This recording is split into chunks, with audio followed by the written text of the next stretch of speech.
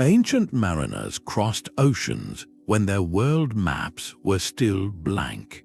They sailed for weeks across thousands of kilometers of open Pacific, reaching the most remote islands on Earth, all without a single metal instrument, compass, or chart. This is the central mystery of prehistoric navigation. How did they do it? This video will reconstruct the entire sophisticated toolkit, from reading wave patterns to navigating by the stars that turned the empty sea into a highway. You will learn the exact mental model that guided these epic voyages. We will uncover how they knew when land was near over the horizon and why modern science now confirms their methods were a precise science. What does it truly mean to find your way in a world without any tools? The sheer scale of this feat is almost impossible to grasp from our modern perspective. To understand the puzzle, we need to look at the map and the calendar. The voyages we are talking about did not happen in a single century or even a single millennium. They represent a slow, relentless human expansion across the world's greatest ocean, beginning over 5,000 years ago. Around 3,000 years before the Common Era, a seafaring culture we now call the Austronesians began pushing out from what is today Taiwan. Their journey was not a single expedition but a generational wave, a story written in canoe wakes across thousands of kilometers. They sailed south to the Philippines and Indonesia, east across the vast expanse of Melanesia, and then made the breathtaking leap into the open Pacific, a body of water so immense it covers nearly a third of our planet. They reached islands like Fiji and Samoa. Then, centuries later, their descendants accomplished the most staggering voyages of all, sailing to the most isolated archipelagos on Earth, Hawaiʻi, Rapa Nui, also known as Easter Island, and Aotearoa, New Zealand. These are not short hops. The voyage from the Marquesas Islands to Hawaiʻi, for instance, is a direct ocean crossing of over 3,200 kilometers, a journey of weeks with no sight of land. Now contrast this with the age of European exploration that began in the 15th century. When Columbus sailed the Atlantic, he had metal tools, written records from other travelers, magnetic compasses, and the astrolabe for measuring the stars. He was navigating with instruments. The Pacific navigators had none of that. Their world was one of wood, stone, fiber, and memory. They were solving a celestial and oceanic puzzle with nothing but their senses and their accumulated wisdom, crossing distances that would remain daunting to Europeans for hundreds of years. This is the chronological and geographical stage for our mystery. It was an age of wooden vessels and living maps, where the greatest tool was the human mind trained to see what most of us would never notice. The ocean presents a navigator with a profoundly deceptive kind of emptiness. It is not a blank page, but a moving, shifting realm where every single reference point you take for granted on land simply vanishes. To understand the genius of their solution, we must first feel the weight of the problem. The challenge breaks down into 4 relentless questions you must answer while adrift on that blue expanse. First, direction. On land, you might follow a river or a mountain range. At sea, with no landmarks, how do you maintain a straight course, especially under a cloudy sky for days on end? The second problem is position. Where are you on that vast, featureless plain? This is not just about knowing north from south, but knowing if you are 200 or 800 kilometers from your target, a miscalculation that means life or death. Third, landfall. How do you know when an island, still invisible beyond the curve of the Earth, is drawing near? You cannot sail blindly until you bump into it. Resources would run out long before. And fourth, survival itself. This is the context for the other 3, the race against time, carrying enough fresh water and food for a voyage of unknown duration. trusting your methods under a beating sun and through stormy nights. The physics of our planet makes each challenge harder.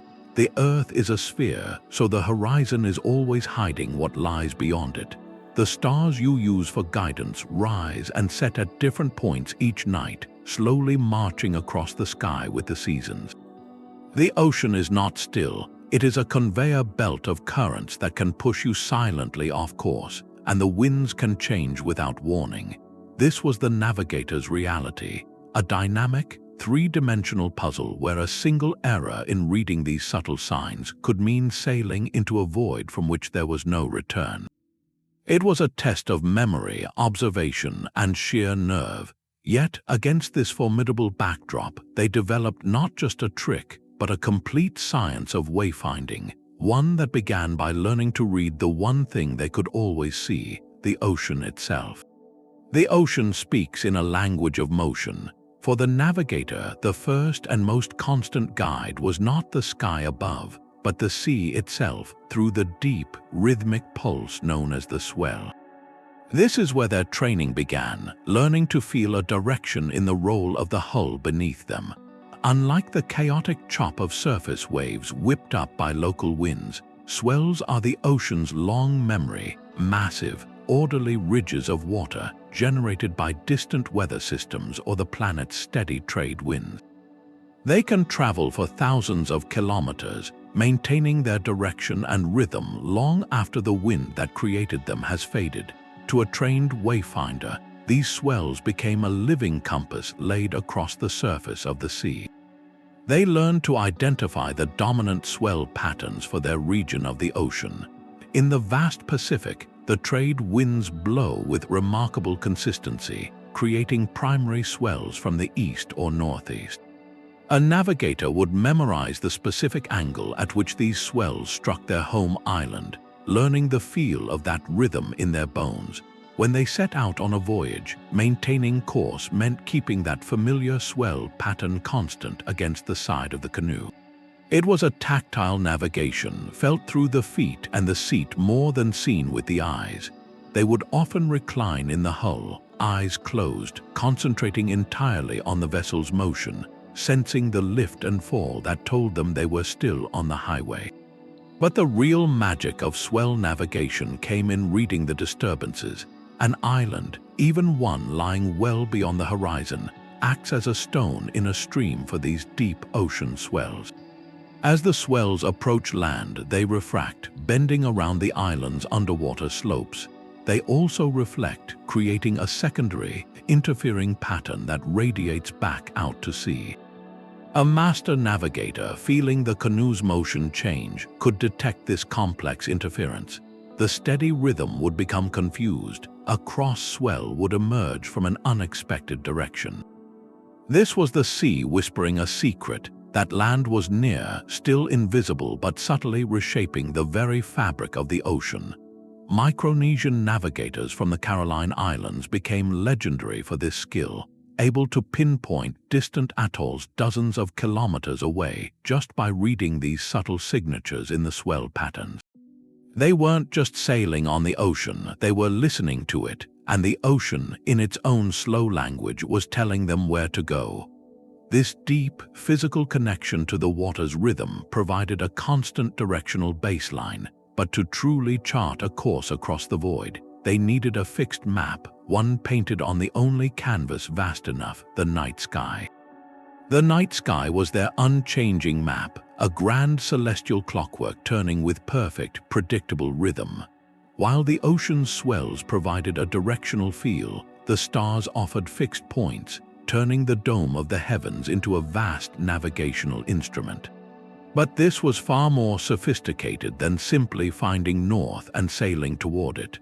The true art lay in understanding the specific rising and setting points of individual stars along the horizon. Each star, like a hole punched in the dark canopy, would appear each night at an exact spot on the eastern horizon, climb in an arc overhead, and then vanish at a corresponding point in the west. For a navigator stationed at a specific island, these rising and setting points were as fixed as mountain peaks. They memorized which star rose directly over their destination island or set directly behind it. To sail to that island, you simply kept your vessel aligned so that your guiding star remained at that constant bearing, its light a beacon on an invisible highway. This created the concept of the star path, a course steered by holding a single star steady. But since the Earth's rotation makes stars appear to move, you couldn't follow one star all night. As your guiding star climbed too high or began to set, you would switch to another star that rose or set at the same point on the horizon, seamlessly transferring your alignment from one celestial marker to the next, like passing a baton in a relay race through the darkness. This required an encyclopedic knowledge of the sky, a mental catalogue of hundreds of stars and their relationships. This knowledge was not written down, it was encoded. Navigators across Polynesia and Micronesia committed this celestial science to memory through elaborate chants and songs. These chants were living databases, listing the sequence of stars for voyages to known islands, describing their positions relative to each other, and even noting the seasonal winds that accompanied them. In the Caroline Islands, they developed a conceptual model called the star compass, a mental construct dividing the horizon into 32 equal segments, each named for the star that rose there. A navigator would visualize this compass around the canoe at all times, constantly updating his position within this invisible grid. Crucially, they understood latitude. Stars that passed directly overhead, like the Southern Cross in the South Pacific, change their height in the sky as you travel north or south. By memorizing how high a key star should be when standing on their home island, a navigator sailing north would watch that star sink lower toward the southern horizon, telling him he had gone far enough. Different star paths were used for different latitude bands, creating a celestial grid across the ocean. This was a dynamic, three-dimensional model of the cosmos, held entirely in the mind and passed from teacher to student across generations. The sky was not just a backdrop, it was a clock, a compass, and a chart, all woven together into a single, elegant system of memory. Yet, even with the swells and the stars, the greatest challenge remained, knowing when your target was still hidden over the curve of the Earth. But the sun would eventually set, and clouds could obscure the stars, leaving the navigator in a featureless gray world. This is where a deeper, more subtle layer of their science came into play, the art of reading the ocean's own biography. Beyond the steady rhythm of the swells, the surface of the sea holds countless fleeting clues for those who know how to look. One of the most vital signs came from the clouds themselves. A stationary cloud or a distinctive cloud formation, especially one with a flat, dark base, often forms over an island due to the warm, moist air rising from its landmass. Seeing such a cloud pinned on the horizon when all others are drifting with the wind was a powerful signal of land lying directly beneath it, even from 100 kilometers away. The color of the water told its own story. Deep, open ocean absorbs most light, creating that profound indigo blue. Over shallow coral reefs or the submerged slopes of an island, however, the water reflects more light from the sandy or coral bottom, shifting to a brighter turquoise or greenish hue. Navigators watched for these patches of land-tinted water, a visual shout from the submerged world below. Perhaps most poetically, they learned to read the life of the sea as a map. Certain seabirds like terns and noddies are reliable indicators. These birds fly out from their island roosts each morning to fish, but they must return to land each night. By observing the direction these birds flew at dusk, a navigator could trace an invisible line back to their home. The range of different species became a gauge of distance. A bird that ventures only 50 kilometers from land versus one that ranges 200. Even the debris in the water spoke volumes. Drifting vegetation like specific leaves or branches, or land-nesting seabirds resting on the waves could only have come from somewhere nearby. The ocean was not an empty desert, it was a dynamic landscape filled with messages, a living newspaper whose headlines were written in cloud shapes, watercolor, and animal behavior. To interpret all this, the navigator had to hold a mental model of the ocean's currents and seasonal patterns, understanding where flotsam would drift from which island groups at what time of year. This environmental literacy turned the vastness from a threat into a network of interconnected signs, each one a whisper confirming or correcting the story told by the stars and the swells. Yet, with all these natural guides pointing the way, the most critical instrument remained the one inside the canoe, the human mind trained for a task more demanding than any modern device. The navigator's world was alive with messengers, each carrying vital information about the unseen. Among the most trusted of these guides were the seabirds, whose daily routines painted invisible highways back to shore. Different species acted like biological signposts with precise, known ranges. Terns, for instance, are relatively close-range foragers. Spotting a tern flying purposefully in the late afternoon, its belly full of fish, meant its nesting island was likely within 50 or 60 kilometers, and the direction it flew pointed like an arrow to safety. Boobies and frigatebirds, however, are the ocean's long-distance commuters, capable of ranging 200 kilometers or more from land. Their presence did not guarantee immediate landfall, but it expanded the navigator's mental map, confirming they were within a vast zone where islands could exist. The behavior was key. A bird flying with determined direction, especially at dusk, was heading home. A bird circling erratically was simply fishing in open water. The navigator learned to distinguish these patterns, building a layered understanding of distance from the winged traffic around the canoe. The sky above offered another canvas of clues. A lone, puffy cumulus cloud might mean nothing, but a distinctive, stationary bank with a dark, flat base and a peculiar greenish tinge was a landmark in the air. This phenomenon often forms over an atoll, where the shallow, sunlit lagoon reflects its light and color onto the moisture in the air above it, literally painting the cloud with the hue of the land below. A cloud that stood firm while others drifted with the wind was anchored to something, an island creating its own weather. It was a silent beacon, visible long before the land itself, sometimes from over 100 kilometers away. The ocean itself whispered through changes in its complexion.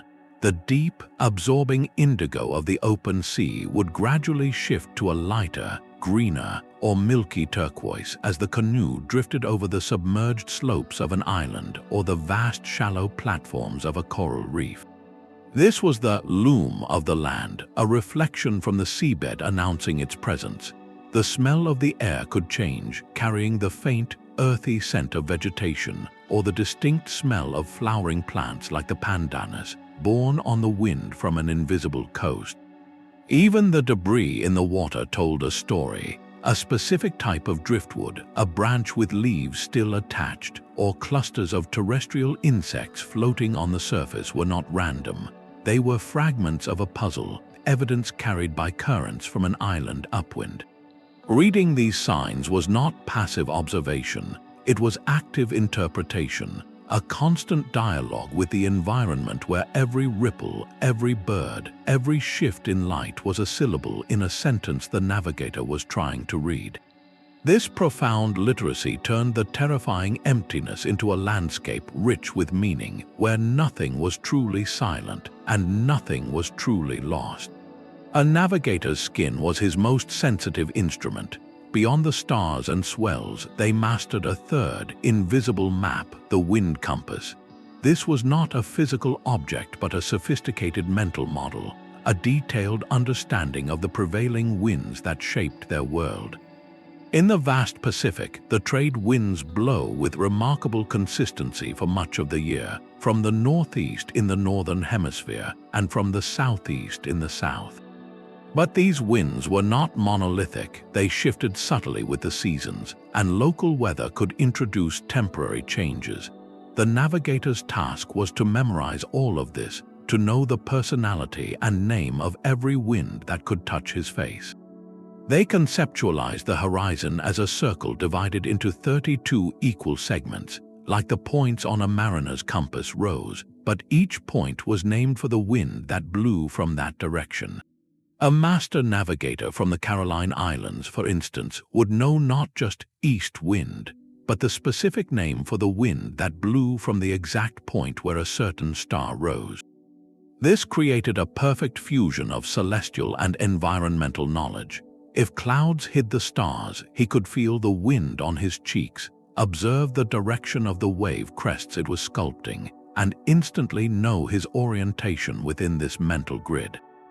He would think, this is the wind of the Mau star, therefore I am facing such and such a direction. It was a dynamic, living system of reference. This knowledge was encoded once again in chants and stories.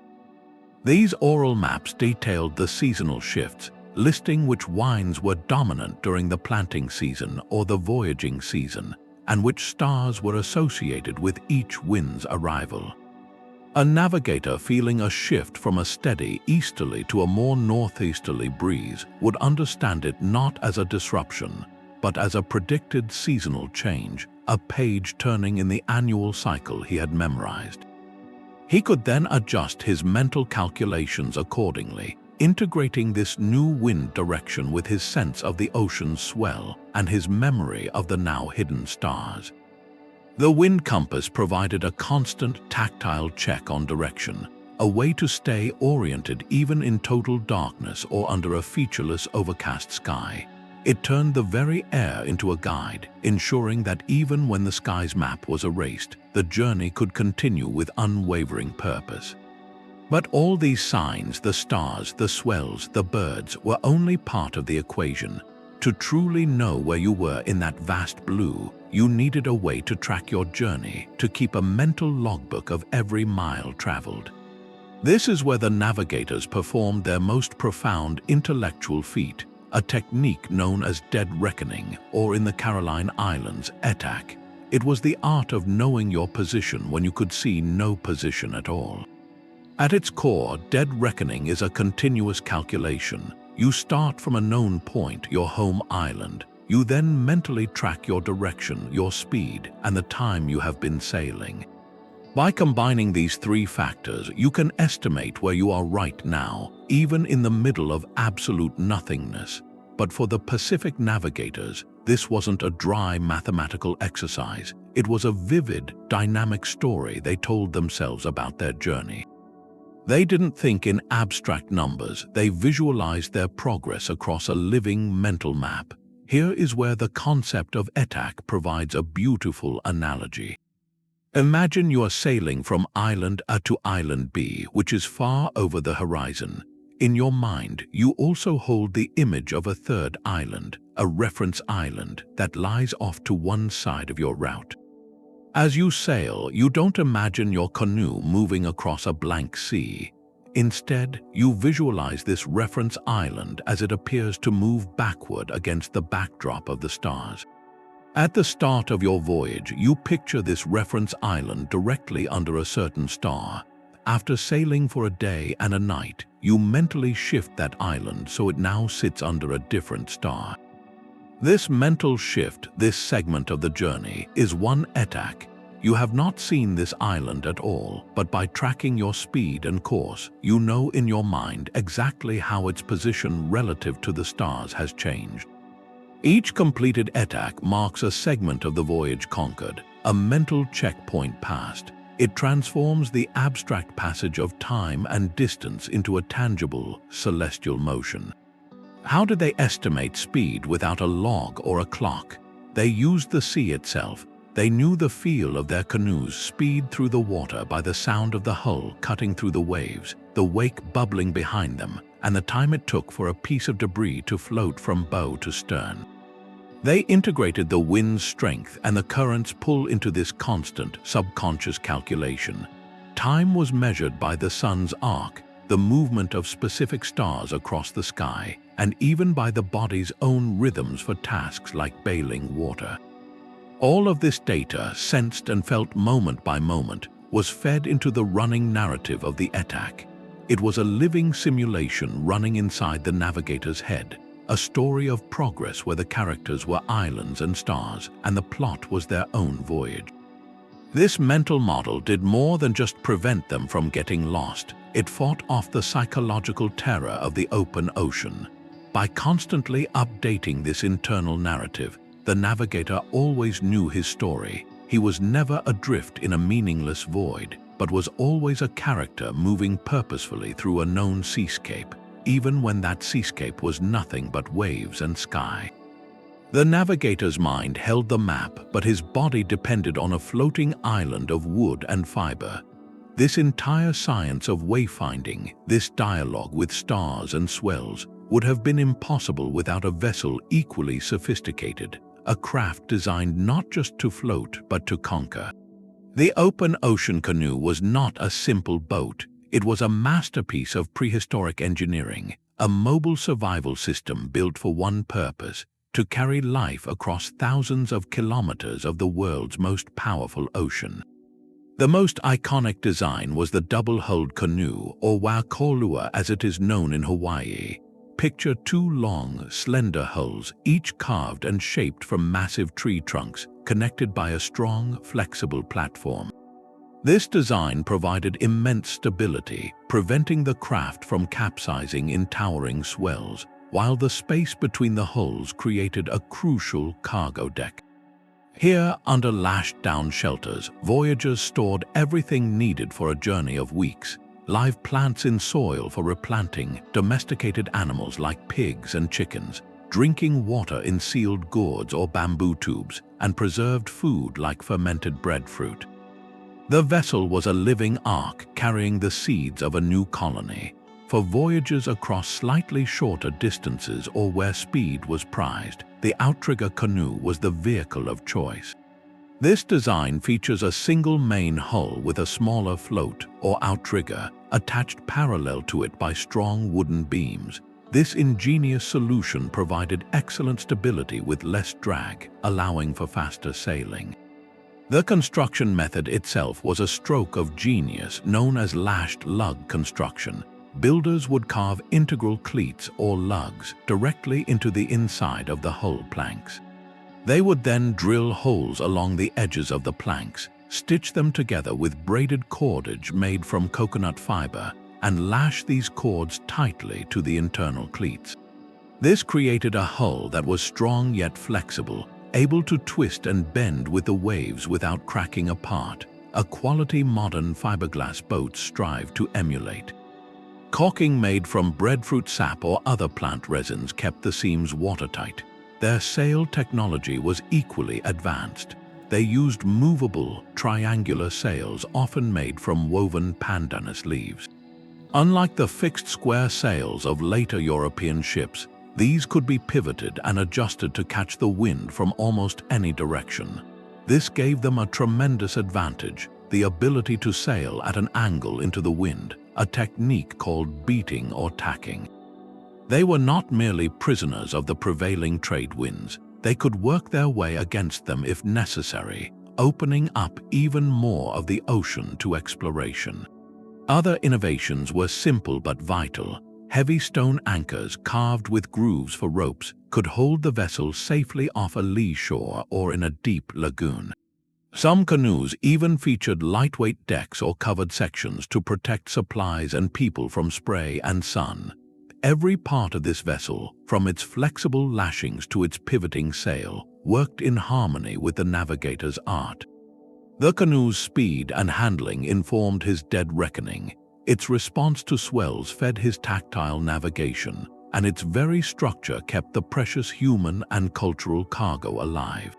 The mind read the path, but the vessel made the journey possible, a testament to human ingenuity that turned a vision of distant horizons into a reality of wood, wind, and wave. This entire science of the sea was not written in books, but etched into human memory and passed from one generation to the next through a living chain of teaching. The master navigator, known as a PWO in parts of Polynesia or a Palu in Micronesia, was not just a skilled sailor. He was a walking library, a living repository of a people's most vital knowledge. His training began in early childhood, a decades-long apprenticeship that was as much about character as it was about technique. A young student would first learn by listening, absorbing the endless chants and stories that encoded star paths, wind names, and the sequences for voyages to known islands. He would practice identifying stars and feeling swell patterns on land, long before he ever set foot in a deep-sea canoe. The training was relentless and holistic, blending astronomy, meteorology, oceanography, and genealogy into a single, inseparable body of wisdom. To become a master was to undergo a profound transformation, a ceremony that often included rituals of isolation and symbolic rebirth, marking his transition from a learner to a keeper of the way. This was a sacred responsibility, for the lives of an entire community rested on the accuracy of the knowledge he carried in his mind. To hold this immense amount of information, they developed brilliant mnemonic devices, turning abstract data into memorable physical forms. In Micronesia, particularly the Marshall Islands, navigators created the famous stick charts. These were not maps to be taken to sea, but teaching tools constructed from palm ribs and cowrie shells. The curved sticks represented ocean swell patterns, how they refracted around islands, and the interference zones between them. The shells marked the islands themselves. By feeling the arrangement of sticks, a student could learn to visualize the invisible wave highways and the disturbances caused by unseen land. In Polynesia, the primary tool was the chant, or ole. These were not simple songs but precise technical manuals set to rhythm. A chant might list, in correct order, every star that would rise on a voyage from Tahiti to Hawaii, describing each one's relationship to the next and the accompanying seasonal winds. The rhythm and melody made the information unforgettable, allowing a navigator to mentally recite his course during the long, dark nights at sea. Dance, too, could encode knowledge with specific hand movements tracing the paths of stars or the motion of swells. This was knowledge you didn't just think, you performed with your body. This system of oral and embodied transmission ensured the knowledge was not static, but constantly tested and refined. Every successful voyage was a verification of the chants and the teachings.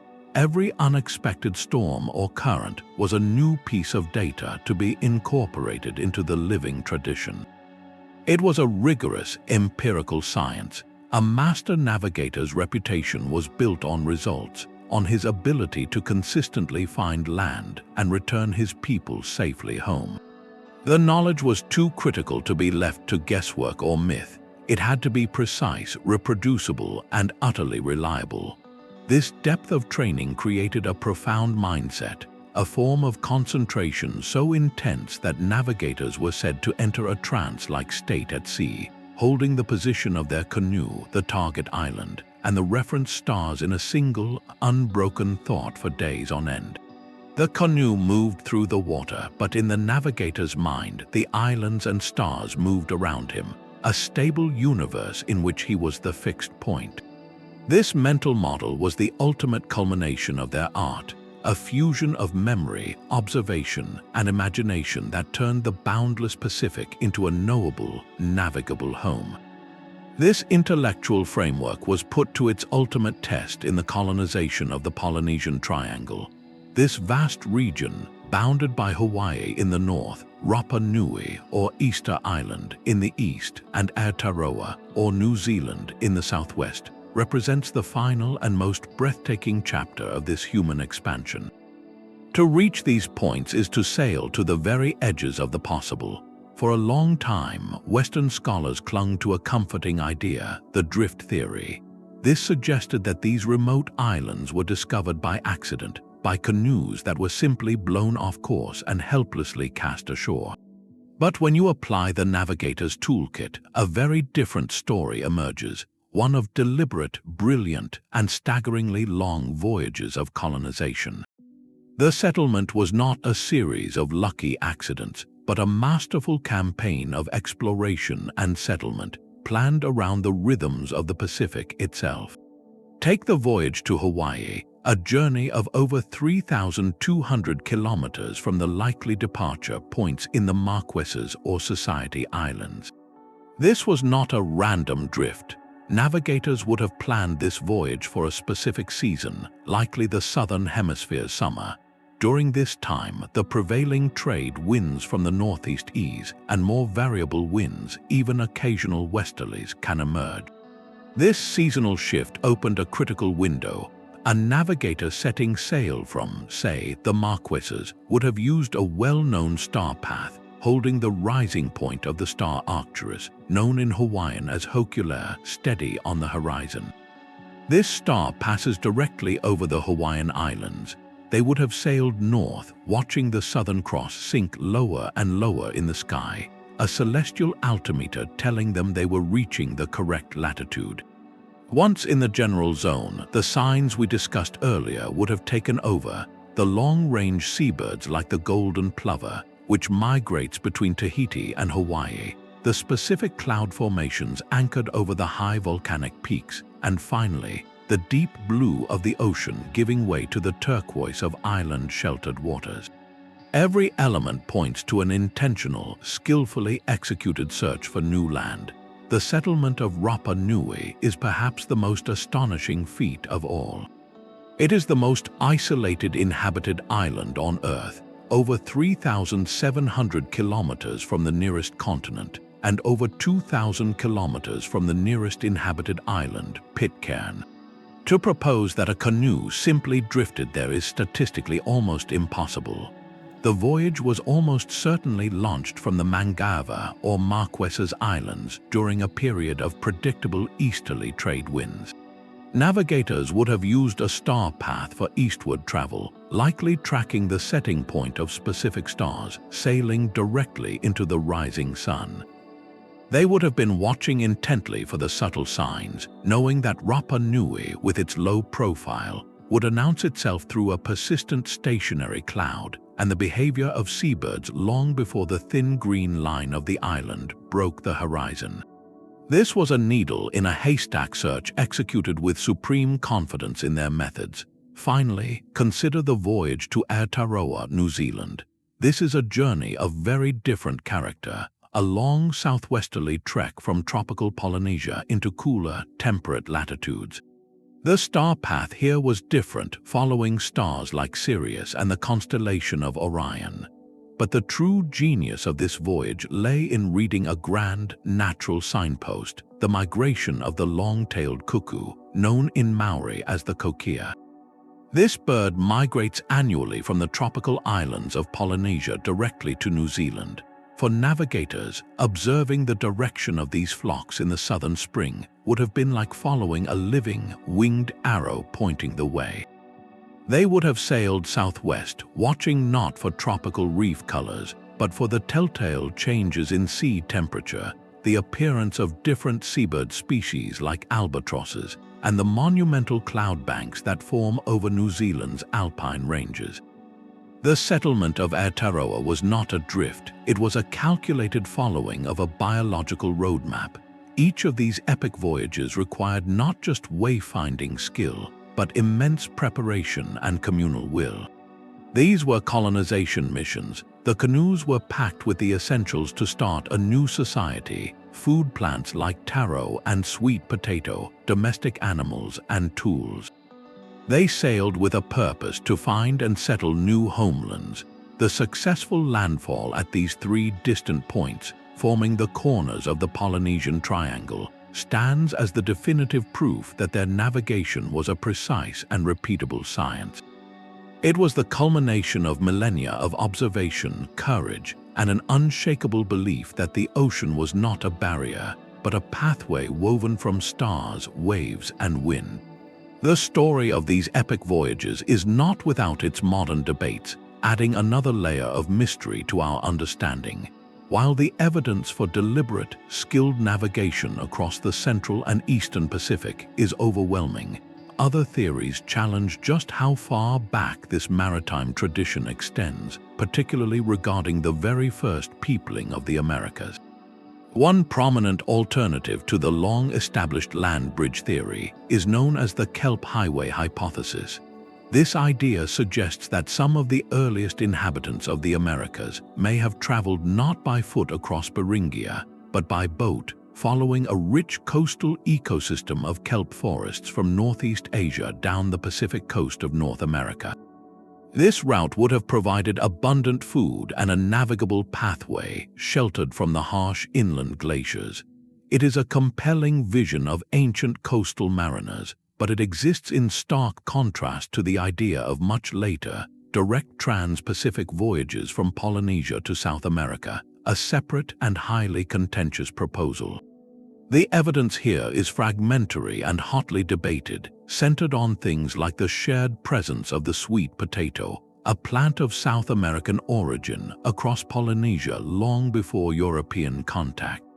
Did Polynesian voyagers reach South America and bring it back, or did the tuber float across on its own? The debate highlights a critical challenge: the profound limits of the archaeological record.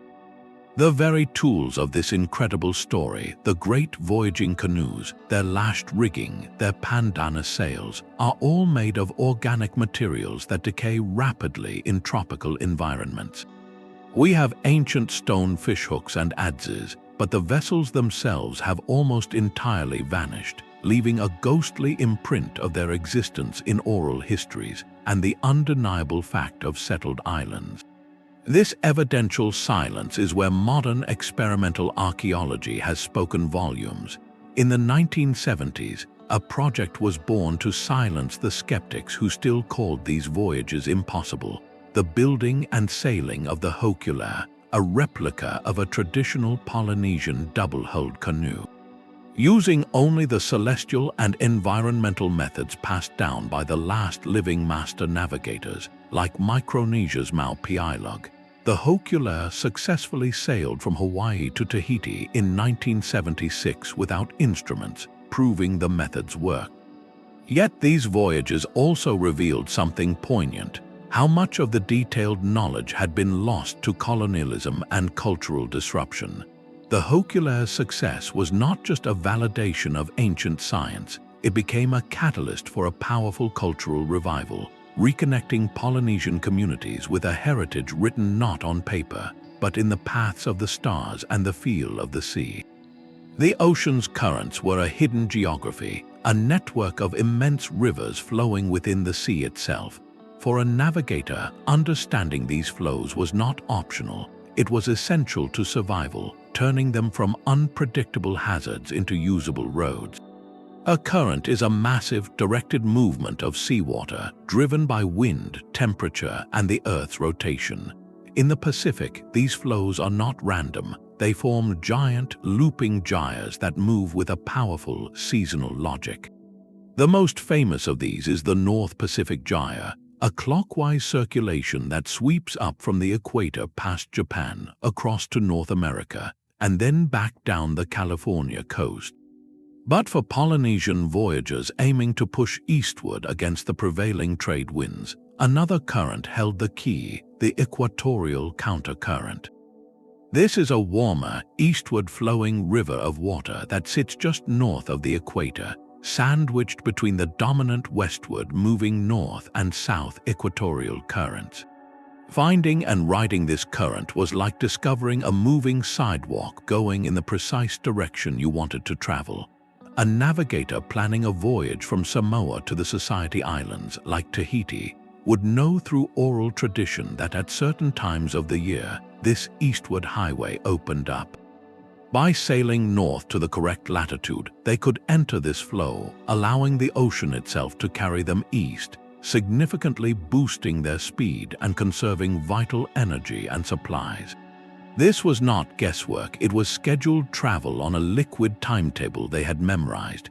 The currents provided more than just propulsion, they offered confirmation. If you were in the counter-current, the temperature of the water felt different, slightly warmer, and the types of marine life you might see could change. It was another layer of sensory data confirming you were on the right path, that your mental model of the ocean was aligning with reality. Yet, for all their utility, currents possessed a double edge. A current misunderstood was a navigator's silent nightmare.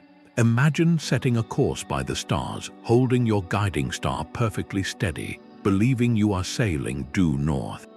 But unbeknownst to you, a powerful westward current is flowing beneath your hull, pushing you sideways at several kilometers per hour. Your celestial reading is perfect, but your actual track over the seabed is a diagonal slide into oblivion. This is called leeway, and failing to account for it was a primary cause of becoming hopelessly lost. A strong current could carry you past your target island without you ever seeing it, or worse, sweep you into the oceanic deserts at the center of the gyres, where wind dies and rain is scarce. So how did they detect and measure something they could not see directly? They became masters of reading the sea's subtle surface language.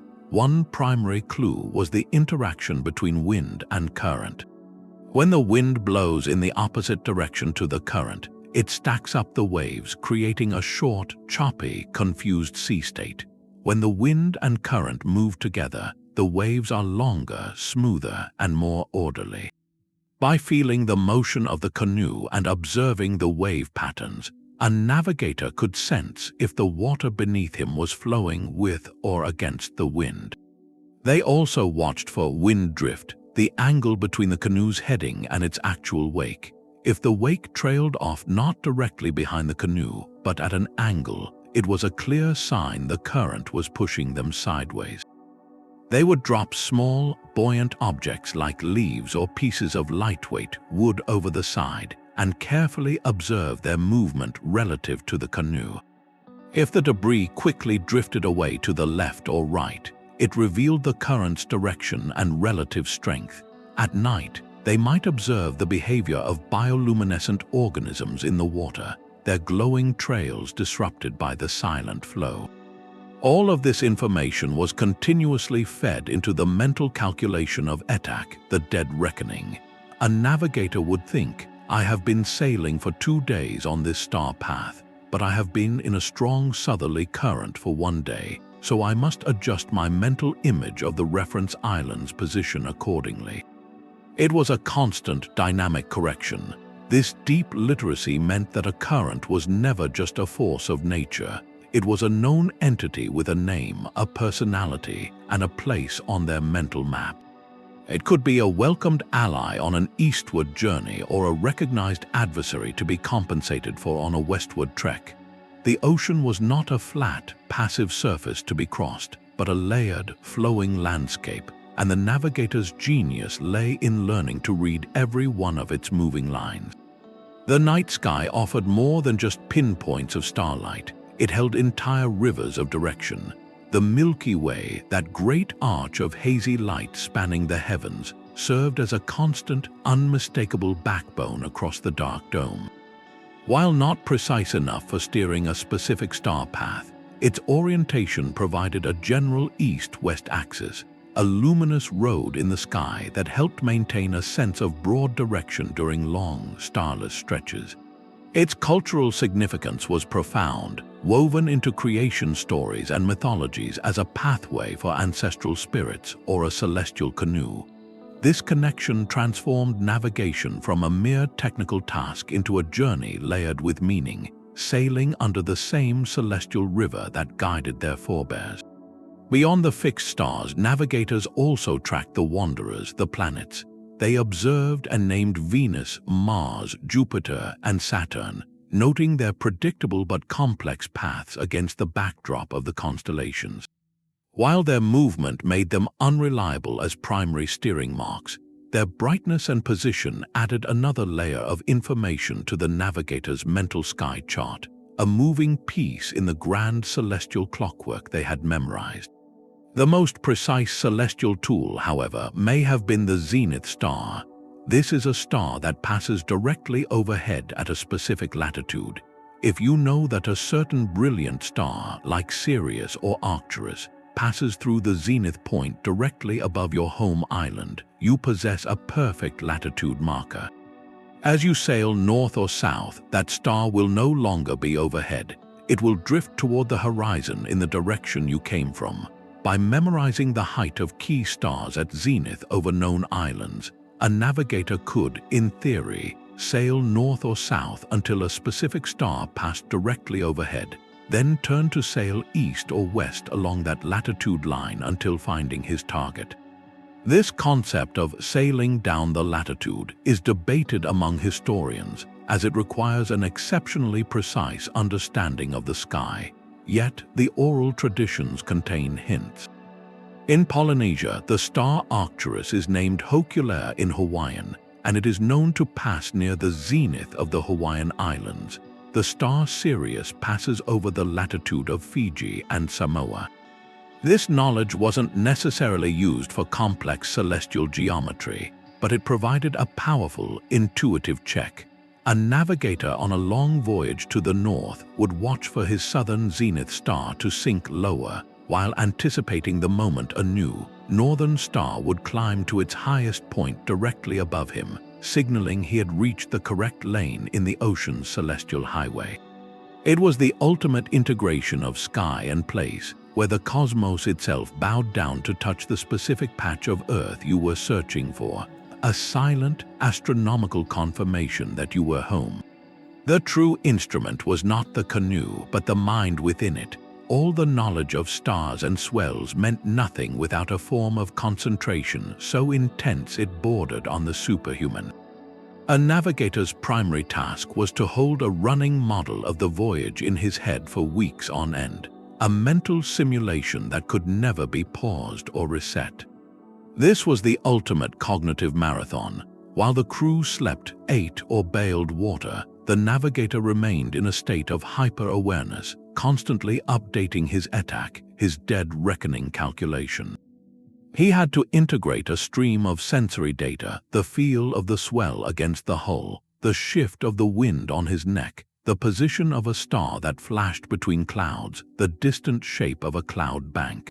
Each piece of information subtly adjusted the story in his mind, the narrative of where the canoe was in relation to invisible islands and moving stars.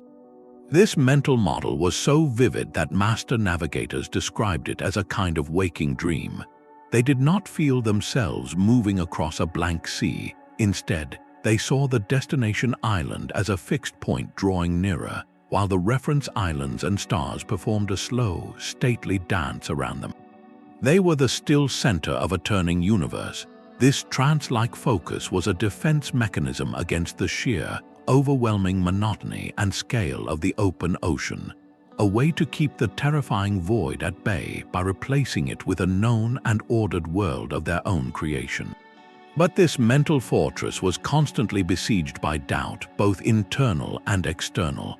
After a week with no land, then 2, then 3, the silent question would grow: had the star chant been remembered correctly? Was the current stronger than anticipated? Had they already sailed past their target in the night? The navigator bore this uncertainty alone, for to voice doubt was to unravel the morale of the entire crew. His authority had to be absolute, his demeanor calm and certain, even when his internal calculations were screaming with ambiguity. The crew's faith in him was a sacred trust, and their discipline was part of the navigational system, following his commands without question to maintain the precise course his mental model required. This psychological burden explains why the role was surrounded by spiritual and ritual preparation. Before a long voyage, a navigator would often undergo periods of isolation, fasting, and ceremony. These practices were not mere superstition. They were a deliberate honing of the mind and spirit, a way to shed the distractions of land and enter the focused state the ocean demanded. Specific chants were recited to invoke the protection of ancestral spirits and the personified forces of nature, the wind, the waves, the stars. The voyage was framed not as a mere journey, but as a pact with the cosmos, a sacred endeavor that required purity of intention and clarity of thought. Tools, canoes, and even the navigator himself were imbued with mana, a spiritual power that came from right practice and ancestral lineage. This ritual dimension provided a crucial psychological framework, transforming the voyage from a terrifying gamble into a purposeful mission undertaken with the support of all who came before. It fortified the navigator against the loneliness and the weight of responsibility, connecting his individual concentration to the collective memory and spiritual strength of his entire culture. The ocean tested more than their knowledge of the stars. It tested the very limits of human memory, will, and faith. The final approach to land was a delicate ballet of strategy and observation. After weeks at sea, the navigator's mental model told him he was close, but now the precision of his methods faced its ultimate test. This was not a moment for guesswork. It was a phase governed by specific, time-tested protocols designed to turn a hopeful search into a successful landfall. One of the most brilliant strategies involved the concept of sailing upwind to a target. Imagine your destination lies to the east, but the prevailing trade winds blow from the east. A direct approach would be a brutal, slow slog against the wind, exhausting the crew and depleting supplies. Instead, navigators would often sail north or south of the target first, putting themselves in a position where the wind was at their back for the final run. They would deliberately overshoot to the side, then turn and sail downwind toward the island. This provided a faster, easier approach, but its true genius was in safety. If you missed the island while sailing directly downwind, you would simply blow past it, continuing helplessly into the open ocean. But if you approached from upwind and missed your target, the wind would now be in your favor to turn around and beat your way back to search again. You had created a safety net of moving air. This upwind strategy was often combined with another clever concept, expanding the target. Instead of aiming for a single, tiny speck of land like a solitary atoll, navigators would target a whole archipelago, a cluster of islands. Sailing for the Tuamotu chain, for instance, was far more forgiving than aiming for one specific atoll within it. By making the target dozens of kilometers wide instead of a few, they dramatically increased their odds of hitting something. Once within that island group, they could then use local signs to find a specific settlement or harbor. It was a hierarchical search from the broad zone to the specific point, all planned long before the voyage began. As the canoe entered the calculated zone of landfall, every sense was tuned to the faintest signals. Bird behavior became frantic and specific. The navigator watched not just for birds, but for certain species returning to roost at dusk, their flight paths converging like spokes on a wheel toward an invisible hub. The cloud on the horizon was no longer just stationary. It might take on a hard, flat base with a greenish tinge from the reflected light of a lagoon. At night, sometimes even before any visual sign, they might hear the distant, low roar of surf breaking on a reef, a sound that carries far over calm water. They learned to distinguish that sound from the noise of open ocean waves. The smell of the air could change, carrying the faint, sweet scent of land vegetation or the distinctive smell of mud from a mangrove swamp. The crew might begin to see flotsam that was unmistakably from shore, not just random driftwood, but branches with green leaves still attached, or clusters of land insects floating on the surface. The navigator in these final hours would often climb the mast or stand on the platform, scanning the horizon not just with his eyes, but with his entire body, feeling for the slightest alteration in the swell pattern that signaled the underwater slope of an island. This was the culmination of the entire voyage, a slow, careful narrowing of focus where every whisper from the environment was a shouted confirmation. The empty blue would finally yield a thin, dark smudge on the horizon, a line that slowly resolved into the green of palm trees and the white of breaking surf. At that moment, the mental model held for weeks in the navigator's mind became a physical reality, and a new chapter in the human story could begin. This mastery of the Pacific was a singular achievement, but it was not the only one of its kind in human history. Around the globe, other ancient cultures stared out at their own horizons and saw not an end but a beginning, developing their own distinct sciences of the sea. Long before the Polynesian expansion, another seafaring people were making their own epic voyages. The Lapita culture, ancestors to many Polynesian groups, began spreading east from the Bismarck archipelago over 3,000 years ago. They sailed in outrigger canoes, navigating by many of the same star and swell methods, leaving behind a trail of distinctive pottery across islands from New Guinea to Samoa. Their voyages laid the groundwork for everything that followed in the Pacific. On the other side of the world, in the cold, foggy North Atlantic, the Norse faced a completely different set of challenges.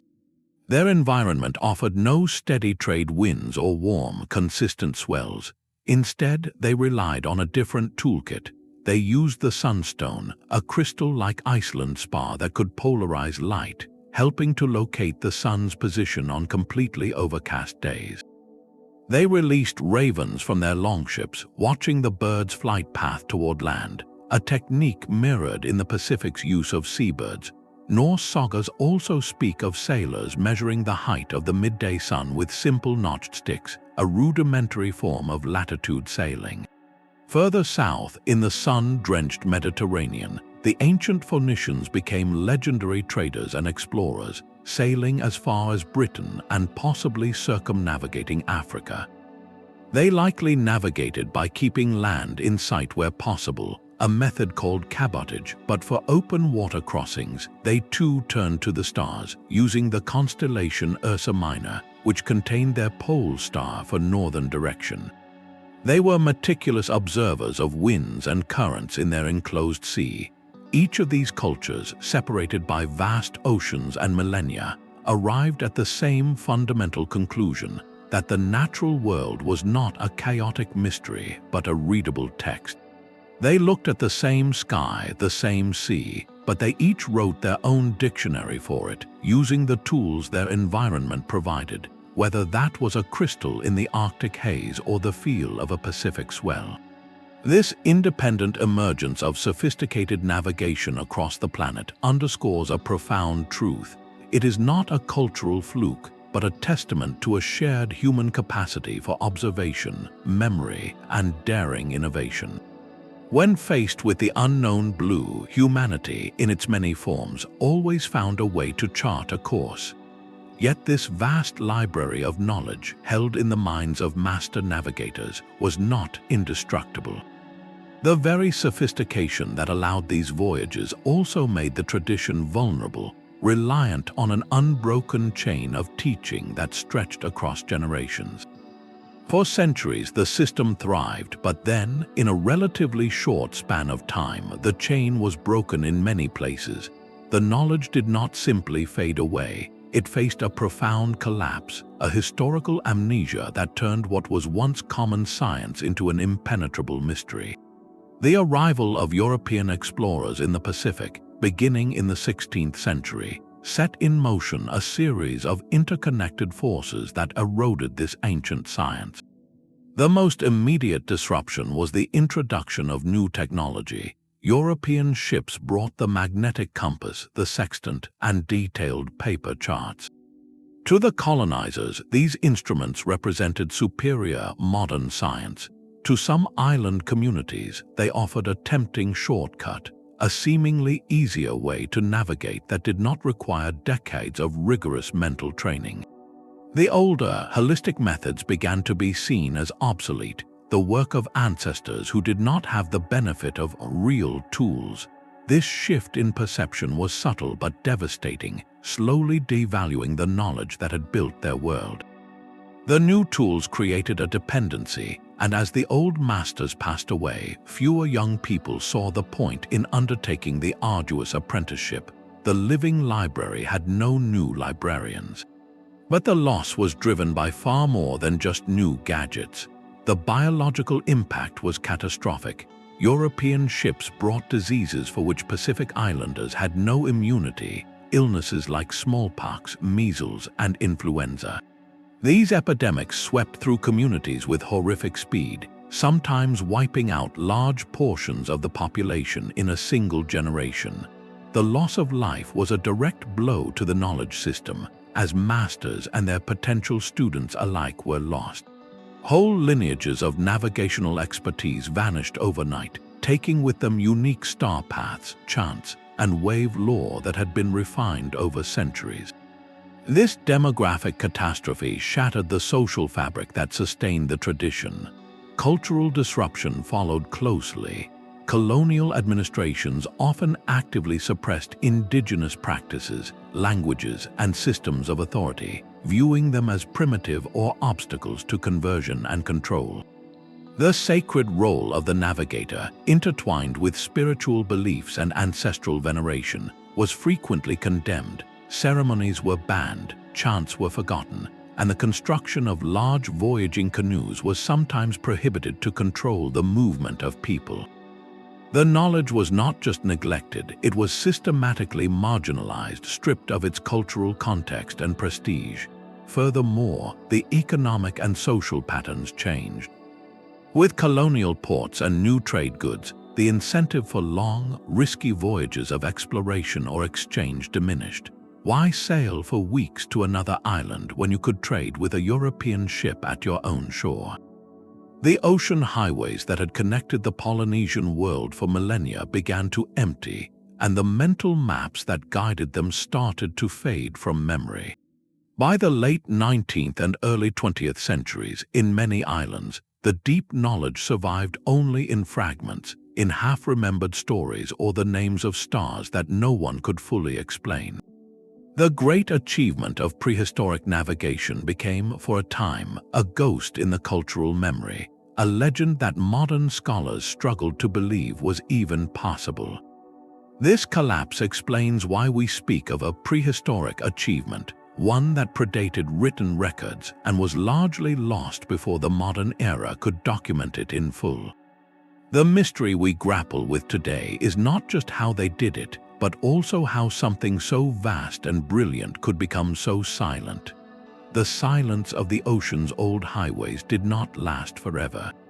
In the mid-20th century, a remarkable renaissance began, not in a laboratory, but in the hearts of a people seeking to reclaim a lost piece of their identity.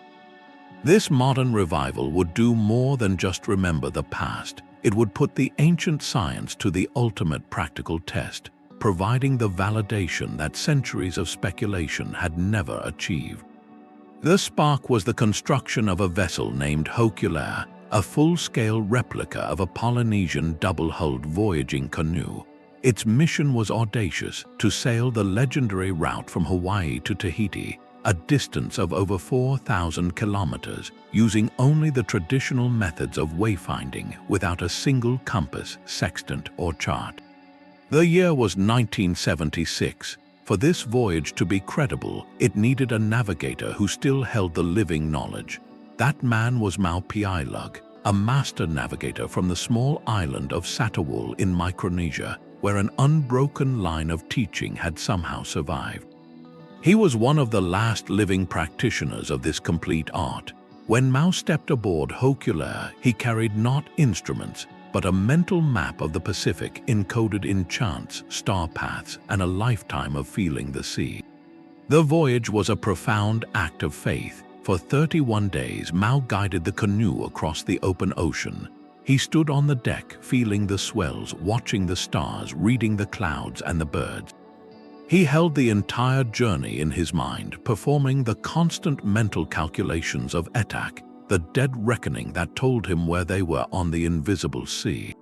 When land was finally sighted, it was exactly where his traditional knowledge said it would be. The successful landfall in Tahiti was not just a nautical achievement, it was a cultural earthquake. It provided irrefutable, practical proof that the oral histories were not myths, but precise records of a viable technology. The voyage of the Hōkūleʻa silenced the skeptics who had clung to the drift theory, demonstrating conclusively that these were journeys of intentional discovery, navigated with stunning accuracy. But its impact went far beyond proving a historical point. For Polynesian communities, it was a powerful reawakening. seeing their ancestors' capability demonstrated so vividly ignited a deep pride and a hunger to reconnect with this heritage. The Hokule'a became a symbol of cultural resurgence, inspiring a new generation to learn the old ways. Voyaging schools were established across the Pacific, from Hawaii to New Zealand to the Cook Islands, where young people now study star compasses and swell patterns, ensuring the knowledge chain is reforged. For scientists, this revival opened an unprecedented window. Anthropologists and oceanographers could now work alongside master navigators, observing the techniques in real time on actual voyages. They began to formally document and analyze what had only been described in old ethnographies. Researchers used modern technology to track the canoe's path via satellite, only to find that the course steered by traditional methods was remarkably straight and efficient, often matching or exceeding what early European explorers with crude instruments could achieve. They studied how navigators detected islands beyond the horizon by interpreting wave interference patterns, a phenomenon modern oceanography confirms and calls island wake.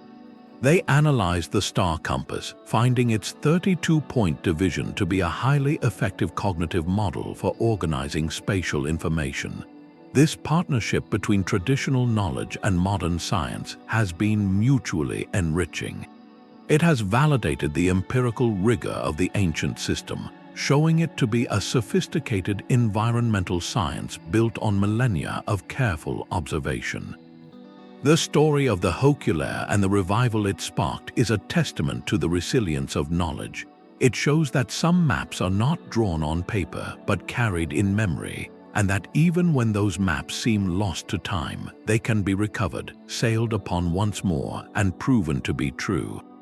The navigator's true instrument was a living simulation, a dynamic mental model that synthesized every whisper from the world into a single, coherent story of where he was and where he was going.